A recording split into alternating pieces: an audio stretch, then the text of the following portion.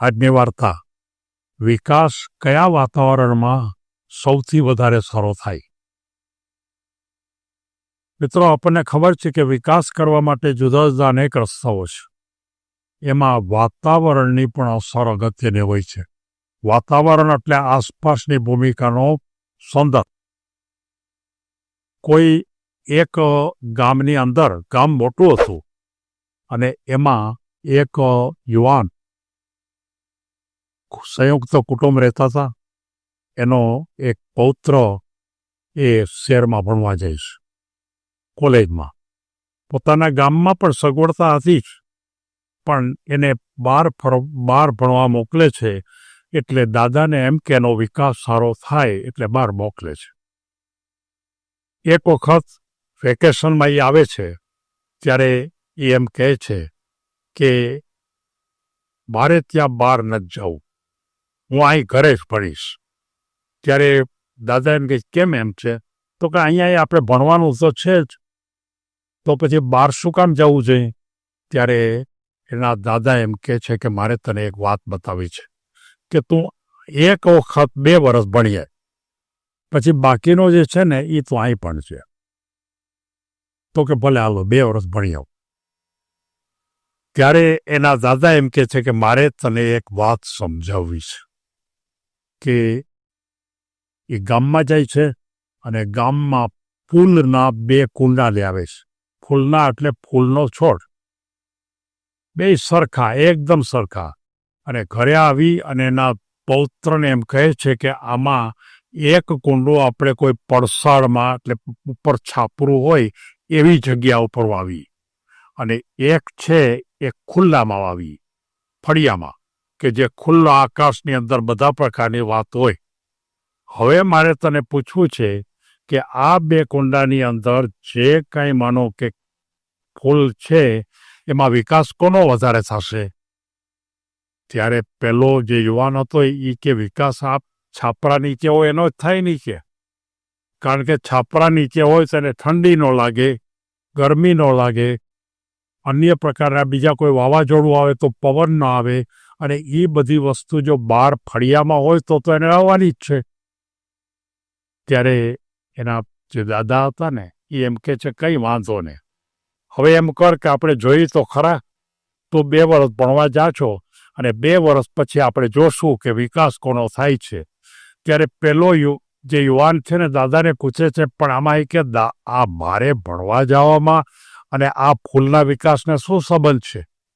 ત્યારે દાદા એમ કહે છે કે કાંઈ સંબંધ નથી, આ તો આમથા તને મારે બતાવવાની વાત છે, પણ તું આવીને જોજે તો ખરો. પહેલો યુવાન પાછો ભણવા જાય છે. 2 વર્ષ પછી પાછો આવે છે. પાછો આવ્યા પછી સૌથી પહેલો પ્રશ્ન પૂછે છે કે ઓલા આપણે કુંડામાં જે 2 ફૂલના ઝાડ વાવ્યા, ફૂલના જે છોડ વાવ્યા હતા એનું શું થયું? એટલે કે હાલ તને બતાવું છે. પેલા પડસારમાં જે વાવ્યું હતું એ જે બતાવ્યું તો એના ઉપર કેટલાય ફૂલ હતા, એકદમ હાઈ ક્લાસ હતા એમનામ. એટલે પેલો જે હતો યુવાન એના દાદાને કહે છે, મેં તમને નહોતું કીધું કે આ ફૂલ કેટલા સારા છે, કેટલા મજાના છે, જોવા કેટલા ગમે છે? એટલે કે વાંધો નહીં, આપણે ઓલો પહેલું તો જોઈ આવીએ કે એનું શું થયું છે કે, તો કે એ તો ખતમ થઈ ગયું હોય. તો કે જોવા જાય. ત્યાં જાય છે તો ત્યાં ક્યાંય કુંડું મળતું નથી. એક મોટું ઝાડ હતું અને એમાંય ફૂલો ખૂબ હતા, ખૂબ, પણ ઝાડ આખું હતું બહુ મોટું. ત્યારે એમ કીધું કે આમાં જો કુંડું ખલાસ થઈ ગયું, વયું ગયું, કુંડું દેખાતું જ નથી. ત્યારે એ દાદાએ એમ કીધું કે આ જે ઝાડ છે ને આખું, ઉપર જે બધા ફૂલ દેખાય છે ને ખૂબ, એ કુંડું જ છે. તું જો કે પેલાનો વિકાસ કેટલો થયો, 4-5 ફૂટ થયો, અને આનો વિકાસ કેટલો થયો એ તું જો. તો કે એ ખરેખર એ કુંડું છે? તો કે હા, એ કુંડું છે. તો એ યુવાન પોતાના દાદાને પૂછે છે કે આવું કેમ થયું? ત્યારે એને એમ કીધું કે બેટા, જે પડસાળમાં જે કુંડું મૂક્યું છે એને પ્રોટેક્શન છે, એ સેફ છે, એને કોઈ તકલીફ નથી, પવનનો સામનો કર્યો નથી, તડકાનો સામનો કર્યો નથી, ઠંડીનો સામનો કર્યો નથી. એટલે એનો જે વિકાસ છે વિકાસ થોડો થાય. અને પેલું જે આપણે ફળિયામાં આવ્યું છે એના ઉપર તડકો પડ્યો 2 વર્ષ સુધી, એના ઉપર ખૂબ ઠંડી આવી, એના ઉપર અન્ય પ્રકારે બીજા કેટલાય પવનોનું વાવાઝોડા પણ આવ્યા અને એ કારણે એને ખૂબ સંઘર્ષ કરવો પડ્યો, ખૂબ તકલીફ ભોગવવી પડી અને એને કારણે એનો વિકાસ વધારે થયો અને આના વિકાસ એટલો થયો નહીં. આનો વિકાસ થયો છે પણ પ્રમાણમાં ઓના પ્રમાણો તો જોઈજો, કોનો વિકાસ વધારે લાગે છે? ત્યારે એ દીકરો એમ કહે છે કે ખરેખર આનો વિકાસ વધારે થયો છે. ત્યારે એના દાદા એમ કહે છે કે બેટા, જીવનની અંદર જો તમારે વિકાસ કરવો હોય તો એવું વાતાવરણ લ્યો કે જે વાતાવરણમાં તમારે સંઘર્ષ કરવો પડે, એવું વાતાવરણ લ્યો કે જ્યાં તમારી જિંદગીમાં એકદમ સરળતા ન હોય. બહુ સરળ વસ્તુ હોય ને તો આપણો વિકાસ ન થાય. તમારે અઘરી વસ્તુ હોય, તકલીફવાળી વસ્તુ હોય તો ત્યાં વિકાસ વધારે થાય. અને જીવનમાં હંમેશા એવા જ પ્રકારની ભૂમિકાઓ પર કામ કરવું કે જ્યાં સંઘર્ષ હોય, જ્યાં તકલીફ હોય. આપણે બધું જ આપણને ખબર હોય, આપણી તંદુરસ્તી પણ હાઈ ક્લાસ છે, બધું જ સારું છે, પૈસા પણ ખૂબ છે, કોઈ તકલીફ નથી, આપણે રહેવા માટેની જગ્યા પણ સારી છે, કોઈ દુઃખ જ નથી આપણને. અને એવા કોઈ યુવાનને તમે કોઈ ધંધો કરાવશો તો એને ધંધામાં નિષ્ફળ જવાના, કારણ કે એને સેફ છે બધું, એને કોઈ તકલીફ ભોગવી જ નથી. કેવી રીતે ધંધો કરાય ખબર જ નથી.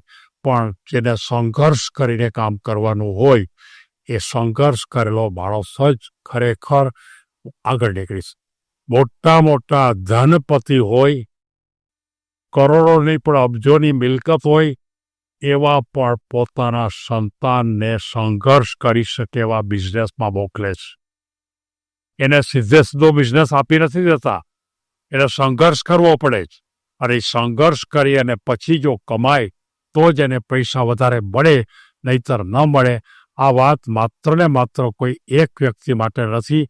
જીવનની કોઈ પણ વ્યક્તિ છે એને કોઈ પણ કામ એકદમ સરળતાથી થઈ જતું હોય, કોઈ તકલીફ ન હોય, મુશ્કેલી જ ન પડતી હોય તો એ માણસનો વિકાસ હંમેશા ક્યારેય થવાનો નથી.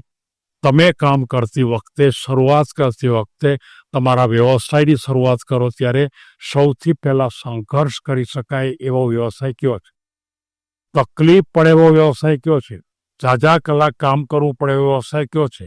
વારંવાર આપણે ચિંતા કરવી પડે એવો વ્યવસાય કયો છે? અને એ વ્યવસાયમાં આપણને કેટલી મુશ્કેલી આવે એવો વ્યવસાય કયો છે? અને પછી તમે જુઓ કે એ બધી બાબતો છે એ એના ઉકેલ ગોતવાનો પ્રયત્ન કરશે. અને ઉકેલ ગોતવાનો પ્રયત્ન કરે એટલે એની તાકાત વધશે, અને તાકાત વધશે એટલે ખરેખર સાચો બિઝનેસ કરી શકશે. કોઈ પણ વિદ્યાર્થી ભણતું હોય, બધું જ એને સીધું આવડી જ જાય, બધું એમને કાંઈ, તો તમે જોઈ શકશો કે થોડા વખત તો આવડી જશે, પછી નહીં આવડે. મહેનત કર્યા સિવાય છૂટકો જ નથી, કામ કરવું જ પડશે. અને આ ભૂમિકા ઉપર આપણે આગળ વધીશું. મારે સૌ આપણા ગ્રુપના મિત્રોને કહેવાનું છે કે આ જે છોડની વાત કરી એ તો માત્ર પ્રતીક છે, એ તો માત્ર સમજાવવા માટે લીધેલો એક પ્રતીક છે. પણ એના ઉપરથી આપણને ખબર પડે છે કે જીવનમાં સંઘર્ષ કરી, આ દુનિયામાં એવો એક પણ માણસ નહીં હોય કે જેણે જીવનમાં સંઘર્ષ ન કર્યો હોય.